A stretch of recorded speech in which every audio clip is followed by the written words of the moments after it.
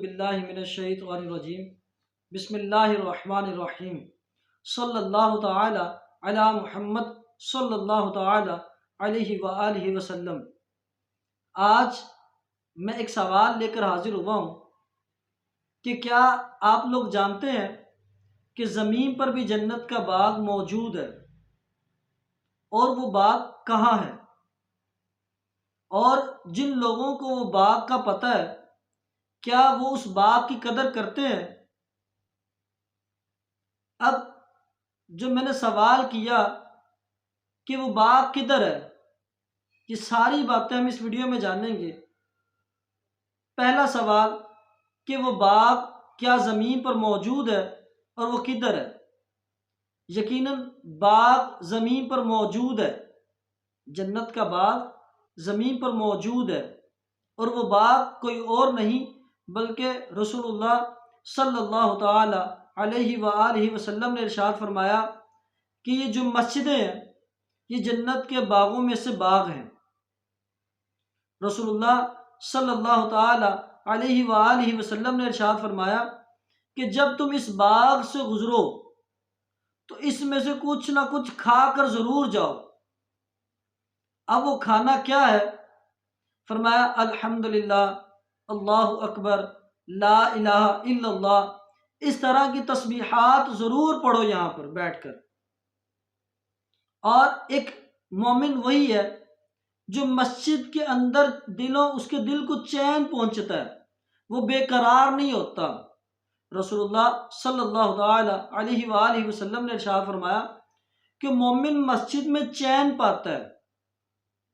اب رسول اللہ صلی اللہ تعالی علیہ وآلہ وسلم نے ارشاد فرمایا اس باغ میں بیٹھا کرو، اس باغ میں بیٹھ کر جتنے سانس لوگے، ایک سانس کے بدلے تمہارے درجات کو بلند کیا جائے گا۔ جتنے یہاں پر سانس لوگے اتنے درجات بلند کیے جائیں گے، اور ہر سانس کے بدلے تمہیں نیکیاں عطا کی جائیں گی۔ اس باغ کی قدر کرو۔ لیکن دیکھا جاتا ہے کہ ہمارا معاشرہ بہت ہی کم لوگ ہیں، اگر میں یہ کہوں کہ 2، 4 یا 5% لوگ ہیں، اس کے علاوہ اس باغ کی قدر کرنے والے لوگ نہیں ہیں۔ رسول اللہ صلی اللہ تعالی علیہ وآلہ وسلم نے ارشاد فرمایا ایک زمانہ ایسا آئے گا جس میں لوگ اس باغ میں بیٹھ کر دنیاوی باتیں کریں گے۔ جب تم کسی کو یہ دیکھو تو تم وہاں سے اٹھ کر دور چلے جاؤ، ان کی صحبت میں نہ بیٹھنا۔ رسول اللہ صلی اللہ تعالی علیہ وآلہ وسلم نے ارشاد فرمایا اگر کوئی بندہ اس باغ میں مسجد میں بیٹھ کر کوئی دنیاوی باتیں کرے گا تو اس کے اعمال اس طرح ضائع ہوں گے جیسے بکری گھاس کھاتی ہے، جیسے بکری گھاس کھاتی ہے۔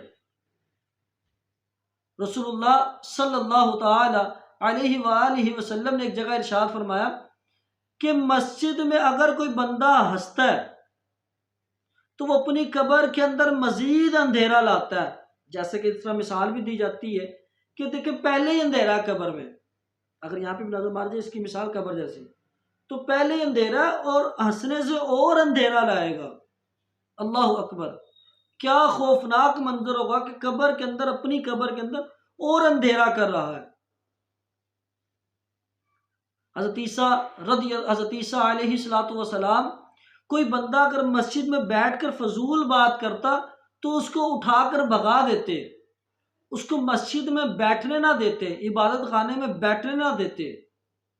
اور یہاں پر دیکھا جاتا ہے کہ لوگ مسجد میں اگر اللہ کے حضور 2، 4، 5 منٹ بیٹھتے ہیں تو 15، 20 منٹ اپنی باتوں میں لگے رہتے ہیں، دنیاوی باتوں میں لگے رہتے ہیں۔ تو رسول اللہ صلی اللہ تعالی علیہ وآلہ وسلم نے اس باغ میں چند لوگوں کو آنے سے منع فرمایا کہ یہاں پر چند لوگ نہ آئے۔ پہلا وہ شخص جو بچہ بالکل ناسمجھ ہے کیونکہ اس کو پتہ ہی نہیں ہے مسجد کے آداب۔ دوسرا پاگل۔ تیسرا جو یہاں پر بیٹھ کے دنیاوی خرید و فروخت میں لگا ہوا ہے۔ چوتھا جو جھگڑے کی باتیں یا جھگڑا یہاں پر کرتا ہے۔ پانچواں جو اونچی اونچی بات کرتا ہے، جو بے ادبی میں شامل ہے۔ یہ کوئی آداب کی بات نہیں ہے کہ اونچی اونچی چلا کر بات کرنا، اس کو پتہ ہی نہیں کہ وہ بات کہاں کر رہا ہے۔ حضرت ابراہیم بن ادم کے بڑا مشہور واقعہ ملتا ہے کہ ایک شخص صرف مسجد میں ٹانگیں پھیلا کر بیٹھا ہوا تھا، تو حضرت ابراہیم بن ادم کہتے ہیں کیا بادشاہوں میں اس انداز میں بیٹھا جاتا ہے؟ بادشاہوں کے دربار میں کیا اس انداز میں بیٹھا جاتا ہے؟ وہ آدمی پہ کپ کپی طاری ہوگی۔ یہ کوئی مسجد ہے، کوئی عام جگہ نہیں ہے۔ اگر یہ اللہ کا باغ ہے تو یہ اللہ کا دربار بھی ہے۔ یہاں پر بیٹھنے کے اپنے آداب ہیں، یہاں پہ تو سانس بھی بڑی احتیاط سے لینی پڑے گی۔ یہاں پہ چلا کر الٹے لوگوں کے نام لینا، ہنسنا، یہ چیزیں شوبہ نہیں دیتی، بلکہ اللہ کا حضور ڈرنا چاہیے، اور یہ اسلام کی تعلیمات کے خلاف ہے۔ سورہ حجرات میں بھی ارشاد فرمایا گیا اللہ تبارک و تعالیٰ کہ لوگوں کے الٹے نام نہ لو، اور ان جگہوں پہ بیٹھنا، ان چیزوں کو اپنانا بڑی غلط بات ہے۔ اس کے علاوہ اگر دیکھا جائے تو مسجد کے اندر لوگ وضو جب کرتے ہیں تو پانی کے جو قطرے ہوتے ہیں وہ فرشوں پہ بہا رہے ہوتے ہیں، پتہ ہی نہیں ہوتا ایسے کیا ایسے کر رہے ہوتے ہیں۔ تو ایسا نہیں کرنا چاہیے۔ مسجد کی صفوں میں پھر وہ اسمیل آنا شروع ہو جاتی ہے۔ اسی طرح رسول اللہ صلی اللہ تعالی علیہ وآلہ وسلم کا ارشاد بھی ہے، اور اس کو عبدالحق محدث دہلوی نے بھی لکھا کہ اگر کوئی شخص مسجد میں بال یا کوئی تنکا پھینکتا تو مسجد کو اس طرح تکلیف ہوتی ہے جس طرح انسان کی آنکھ میں کوئی چیز چلی جائے۔ انسان کا پورا وجود کانپ اٹھتا ہے اگر آنکھ میں کوئی چیز چلی جائے، تو مسجد کو بھی اس طرح تکلیف ہوتی ہے۔ تو دیکھا جاتا ہے کہ لوگوں کو پتہ ہی نہیں ہے، وہ لوگ مسجد میں بالوں کو گرا رہے ہیں، کوئی تیلی، کیونکہ اکثر دیہات میں دیکھا جاتا ہے یا شہروں میں بھی اکثر ہیٹرز لگائے جاتے ہیں سردیوں میں، تو ویسے اگر تیلی لگاتے ہیں آگ کی تو وہ تیلا بھی وہیں پہ پھینک دیتے ہیں۔ ایسا نہیں کرنا چاہیے، ان چیزوں سے مسجد کو محفوظ رکھنا چاہیے۔ پھر مسجد کے اندر ریح خارج نہیں کرنی چاہیے۔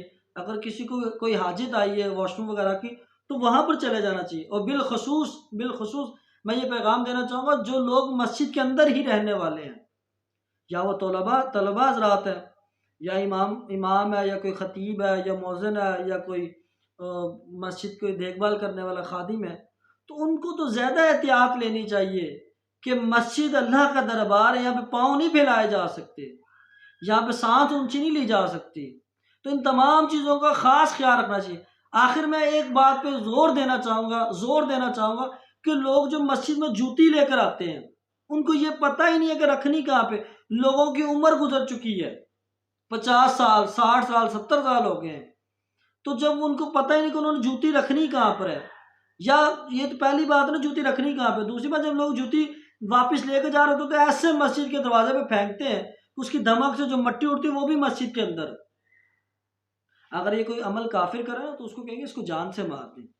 اور مسجد کا سب سے برا حال ایک خود مسلمان کر رہا ہوتا ہے جس کو ان چیزوں کا پتہ ہی نہیں ہے، اور وہ یہ سوچتا ہے کہ میں مسجد میں آ گیا ہوں، یہی عمل مجھے اللہ معاف فرما دے گا۔ او بھائی، کسی کے گھر بھی جائیں تو اس کے آداب ہوتے ہیں۔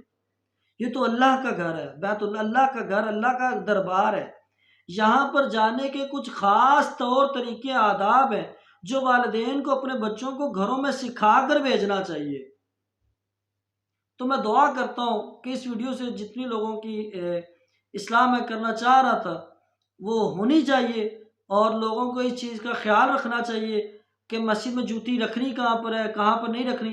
لوگ مسجد کے اندر جوتیوں کو رکھ رہے ہیں، ایسا نہیں کرنا چاہیے، بلکہ جو جگہ بنائی گئی ہے جوتیوں کی وہیں پر رکھنی چاہیے، عین مسجد میں نہیں رکھنا چاہیے، صفوں کو خراب نہیں کرنا چاہیے۔ تو اللہ تعالیٰ سے دعا ہے کہ ان تمام جو طور طریقے ہیں مساجد کے، جو آداب ہیں، وہ ہم سب کو آنے چاہیے اور سیکھنے چاہیے، ان لوگوں کے یہ آداب بتانے چاہیے۔ وآخر دعوانا ان الحمد للہ رب العالمین۔